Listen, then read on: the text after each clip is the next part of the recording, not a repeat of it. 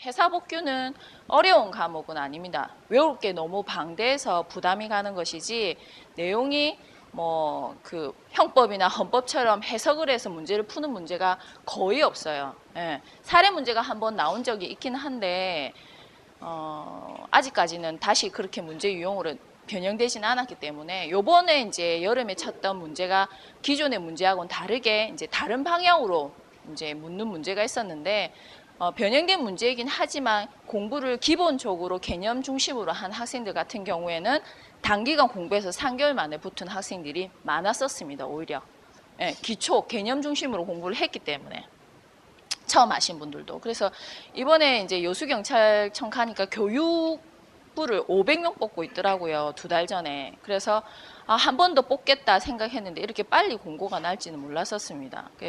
12월에 이제 10월 16일이니까 적어도 보통 해사복규 같은 경우에는 3회독은 하고 가셔야 돼요. 그러니까 3바퀴는 돌려야 된다는 말이죠. 무슨 말인지 이해하시겠죠? 그래서 처음부터 끝까지 이 책 2권을 다 정독을 하셔야 되고 이제 그 다음부터는 2번째, 3번째 하면 내용이 많이 추려집니다. 지금 이 본 교과서 같은 경우에는 시행규칙이나 시행령에 나와 있는 별표들이 다 들어가 있는 상태인데 문제가 별표에서 나오지는 않거든요. 이제 한두 번 별표에서 발췌를 해서 표가 나온 적이 있었습니다. 이제 우리가 공부하는 사람 입장에서 해사복규가 어떤 게 중요하다고 해서 시험에 나오고 중요하지 않다고 해서 안 나오는 게 아니어가지고 이제 다 본다라는 개념으로 이제 전 법령을 다 실어 놓긴 했는데 실질적으로 중요한 내용을 간추리면 단기간에 빨리 내용을 다 암기할 수 있다라는 거죠. 근데 이제 여러분들이 열심히 따라오셔야 돼요. 한 요 정도 강의가 되는데 한 상공 끝나고 학원 들어가면 이제 해양환경관리법 좀 들어가면 여기서 한 반 정도 떨어져 나갑니다. 정말? 이렇게 생각하셔요. 정말 그렇습니다, 여러분. 근데 이제 시험이 12월이니까 요 인원은 그대로 어떻게 끝까지 나오셔야 돼요. 아시겠죠? 네. 그래서 힘들다. 이거 어떻게 내가 할 수 있을까? 그런 마음 가지시지 마시고 각 법이 끝날 때마다 어떻게 계속 반복해서 그 주요 내용 짚어준 거는 반복해서 기억을 하셔야 돼요. 그래서 이 수업이 끝났을 때 내가 적어도 어떻게 3번은 봤다라는 효과를 누릴 만큼 시간 투자를 하셔야 된다는 겁니다. 물론 항해 기간이랑 회사 영어도 있지만은 시간 분배 잘 하셔가지고 하는데 해사복규는 똑똑해서 붙는 게 아니라 어떻게 부지런한 사람이 붙습니다. 부지런하면 부지런한 만큼 문제를 잘 맞출 수 있으니까 잘 따라오시면 되고 기본적으로 배가 기본적으로 배가 운항하는 목적은 운송에 있습니다. 여객을 운송을 하든 화물을 운송을 하든 그죠?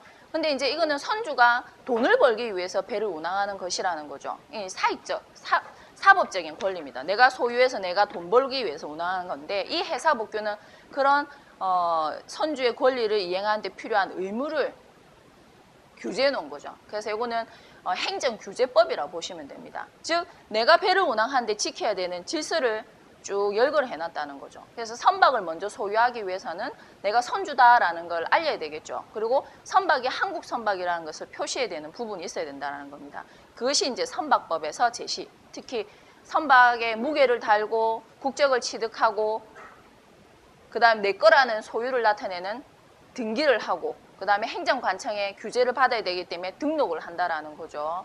우리 자동차 사면은 등록하죠. 그와 마찬가지입니다. 자동차 항공기는 참고적으로 등기 등록이 일원화되어 있어서 등록만으로 소유권과 행정 규제를 같이 받고 선박만 등기를 하고 등록을 하는 이원 체제로 되어 있습니다. 그런 것을 선박법에서 그리고 선박이 안전해야 되겠죠. 물리적으로 안전해야 되니까 선박안전법이 있습니다. 근데 문제는 선박법이 모든 선박에 적용되지는 않습니다. 가장 기본법인데 거기서 제외되는 군경찰용 선박이라든지 어선이라든지 건설기계로 되어 있는 건설기계가 장착되어 있는 준설선이라든지 아니면 수상레저 안전법에 의해서 등록되어 있는 수상동력기구라든지 이런 것들은 선박법에 적용을 안 받아요. 왜? 같은 내용이 그 법에서 다른 법에서 규정을 하고 있기 때문에 적용 제외되는 그리고 어선 같은 경우에도 적용해서 제외돼요. 왜? 어선법에서 규정을 하고 있기 때문에 그래서 그 외에 선박들이 선박법과 선박안전법이 적용이 되고 어선법에서는 선박법에서 제시하는 내용하고 선박안전법에서 제시하는 검사 관련된 부분이 어선법은 같이 규정을 하고 있어요. 이해하시겠습니까? 그래서 그 부분이 기본적인 선박 복규 안에 들어가 있습니다. 여기에 보니까 국제선박등록법이 있는데 요거는 등기 등록제로 특히 국제선박으로 등록해주는 제도를 마련했다라는 거죠. 우리가 보통 아기가 태어나면 제가 예를 제일 많이 드는 게 아기거든요. 아기 태어나면 제일 먼저 의사가 무게를 답니다. 그죠? 그 다음에 부모가 이름을 짓고 출생일제 해서 증명서 발급해서 어디로 갑니까? 동사무소 가죠. 그래서 뭐 하면 주민등록을 합니다. 주민등록함으로 인해서 그 아기가 뭐가 됩니까? 대한민국 국민이 되듯이 똑같이 선박도 그렇게 합니다. 그래서 무게 달고 톤수 측정하죠. 요번에 8월에 여름 문제에 총톤수 묻는 개념 묻는 문제가 있었어요. 문제가 기출이 됐다는 거죠. 톤수와 관련된 부분이 정의 규정에. 그래서 그 톤수 측정하고 나면 뭘 해야 되겠어요, 그러면? 그렇죠. 이름 지어야죠. 선명을 지우고 그리고 얘 관할 선적항에 주로 있을 곳. 그래서 선적항을 정하고 그 선적항을 정하고 난 뒤에 뭘 해야 됩니까? 이제 요 배가 누구 배라는 걸 먼저 등기하고 그 다음에 등록을 하게 된다는 거. 등록은 선적항을 관할하는 지방해양항만청에 등록을 하게 된다라는. 그러면 한국 선박이 된다라는 겁니다. 아시겠죠? 근데 여러분들이 제가 이런 설명을 하는 이유는 이해를 먼저 하셔야 돼요.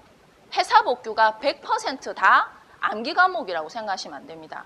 필요한 만큼 이 제목하고 그 법에서 적용하는 목적, 그다음 범위 이런 것들이 이해로서 전반이 되어야지만 나중에 모르는 문제도 어떻게 기본 목적에서 벗어나야 해서 풀 수 있어요. 물론 어려운 문제에 해당이 됩니다. 그래서 먼저 얘기를 드리는 건데 이렇게 해서 그 중에서 이제 국제선박, 국제항해를 하는 선박 같은 경우 국제선박으로 등록한다라는 거죠. 근데 우리나라 같은 경우에는 등기 등록하고 국제 운항을 하는 경우에는 국제선박으로 등록을 해야 되는 3단계를 거쳐야 됩니다. 근데 제주선박 등록 특구 제도가 있기 때문에 국제선박 등록법은 사행법이라고 해서 문제가 나온 적이 한 번도 없습니다. 왜 그러냐면 우리나라 선박을 하게 되면 우리나라 선원을 승선시켜야 되고 외국인 선원 승선 인원은 제한되게 됩니다. 우리나라 선원 살려야 되잖아요. 먹고 살려면은. 그래서 돈 있는 선주들은 대부분 한국 선박으로 등록 안 하고 국적을 다른 선박으로 많이 간다라는 거죠. 그 이유는 세금도 안 내고 등록세만 내면 국적 취득이 되고 선박검사도 소술하게 되고 그다음에 세금도 안 내고 선원도 외국인 선원을 마음대로 쓸 수 있기 때문에 외국 편의 취적을 많이 한다라는 거죠. 그래서 빼앗겼던 다른 선박들을 우리나라로 다시 가져오기, 선대 확충을 하기 위해서 등장한 법이 국제선박 등록법이라는 거죠. 근데 인기가 없었어요. 인기가 없어서 이거를 거의 사용을 안 한다라는 거죠. 그래서 여기서는 문제가 나오지 않았었습니다. 그래서 글자가 어떻게 돼 있어요? 빼딱하게 돼 있는 거는 기출 빈도가 있다라는 겁니다. 바로 서 있는 거는 문제 기출이 안 됐다라는 거죠.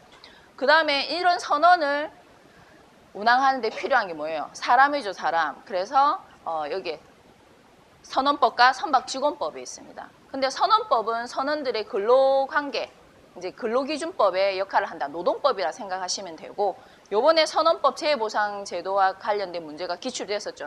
한동안 기출이 안 됐었거든요. 요번에 새롭게 또 기출이 돼서 선원법이 한 번 더 나왔었고, 밑줄 그어져 있죠. 요거는 더 기출 빈도가 높은 경우 밑줄이 더 꺼져 있으면 꼭 한 번씩은 나오는 부분이라는 거죠.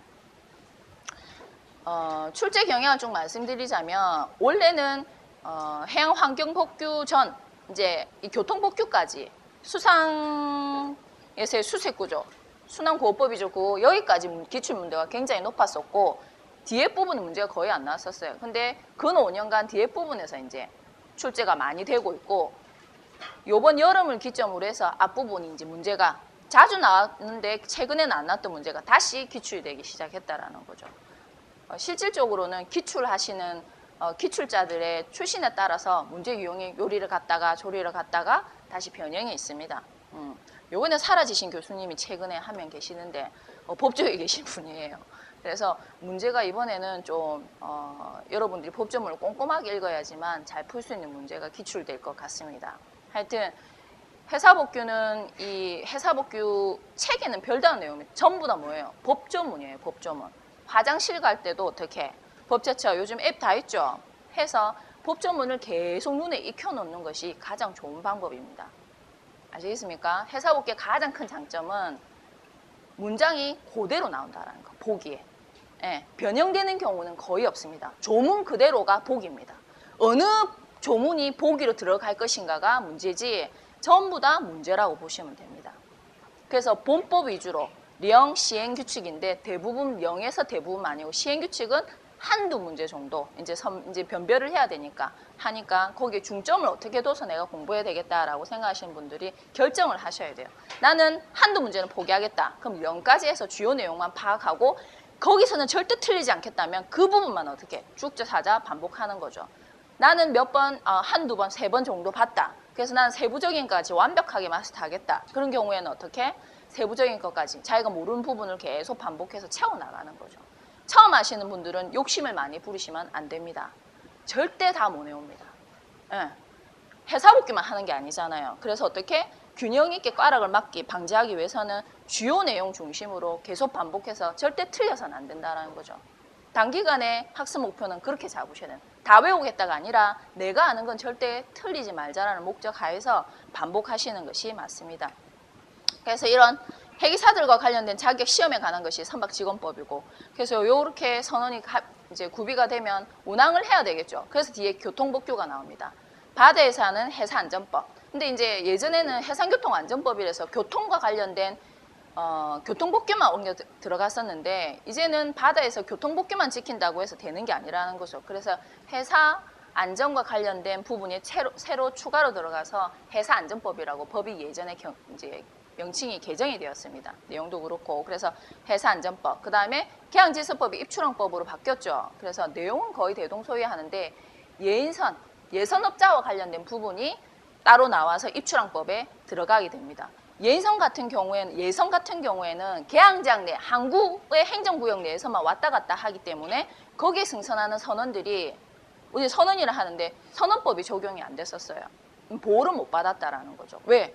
주 2회 이상 바다로 나가는 예선만 거기에 승선하는 선원만 선원법이 적용되고 항 내에서 운항하는 예선 같은 경우에 승선하는 선원에 대해서는 선원법 적용 안 시켰거든요. 근데 이제 법을 개정하면서 항만 내에서 예선에 승선해서 운항하는 선원들도 어떻게 선원법이 적용될 수 있도록 법을 개정해서 요 안에 넣어 놓은 겁니다. 그리고 국제적으로 모든 선박들이 운항하는 바다에서 적용되는 법 같은 경우에 해상교통 같은 경우에 일률성이 있어야 되겠죠. 그래서 기본적인 국제협약을 콜레그라 하죠.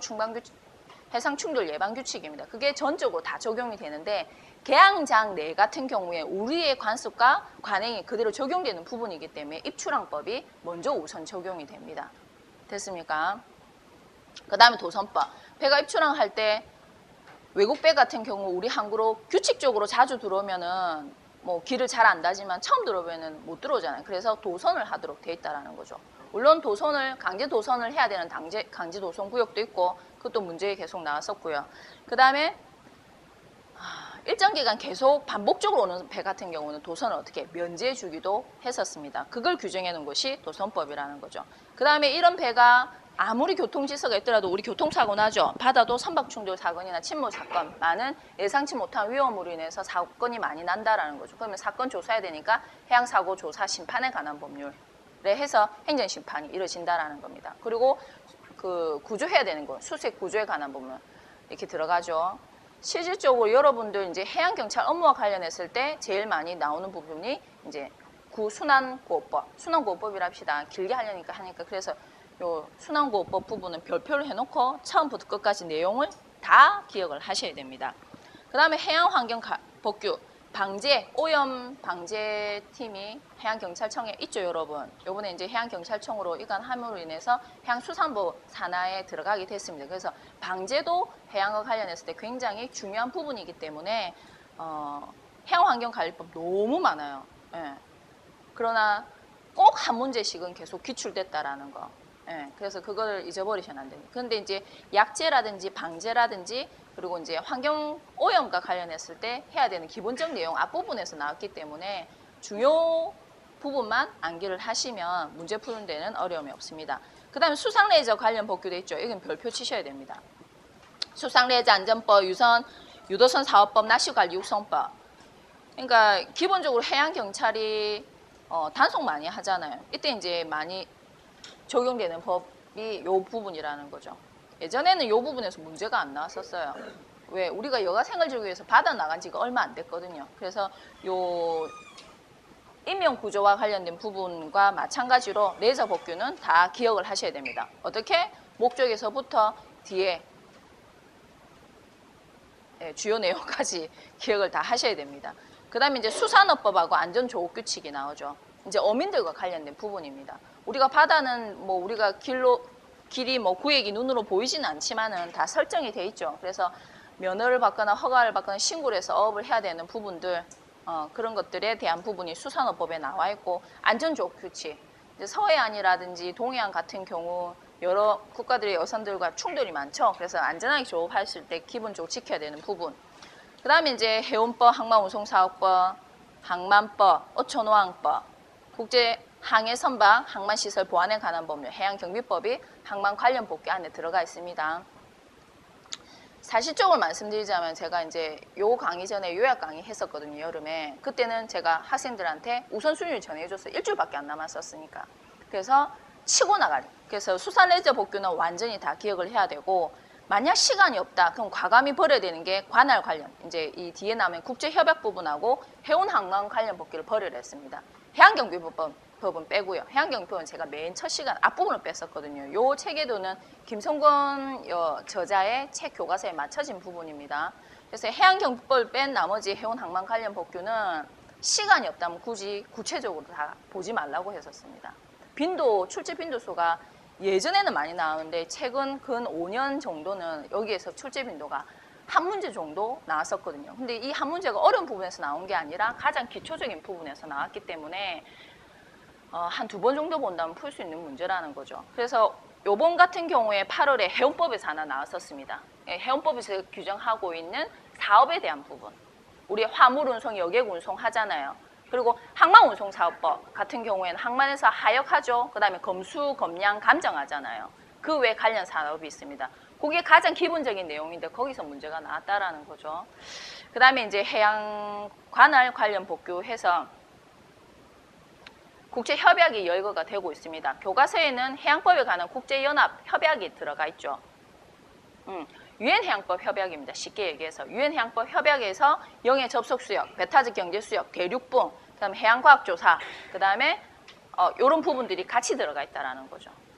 그래서 따로 영해 접속 수역하고 배타적 경제 수역에서 외국인 어업 활동할 수 있는 부분, 요게 이제 영해 접속 수역에서 한 문제 나왔던 적이 있고, 그 다음에 배타적 경제 수역에서 외국인 어업에 관한 주권적 권리 행사에 대한 부분에서 문제가 번갈아가면서 한 번씩 나왔었어요. 그 외의 부분에 있어서는 협약 내용이 언급된 적이 한 번도 없었습니다. 그래서 나중에 시간이 없을 때는 이제 버리고 가자라고 얘기를 했던 거죠. 근데 배타적 경제 수역에 있어서의 주권적 권리 행사는 심심하면 한 번씩 나왔었어요. 한 2번에 한 번 거를. 그래서 요거는 꼭 보셔야 됩니다.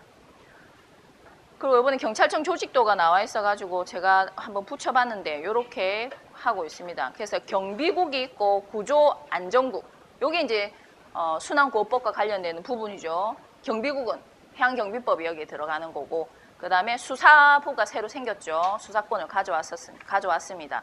그 다음에 해양오염국이 생겼죠. 여기 이제 방제팀입니다. 방제팀.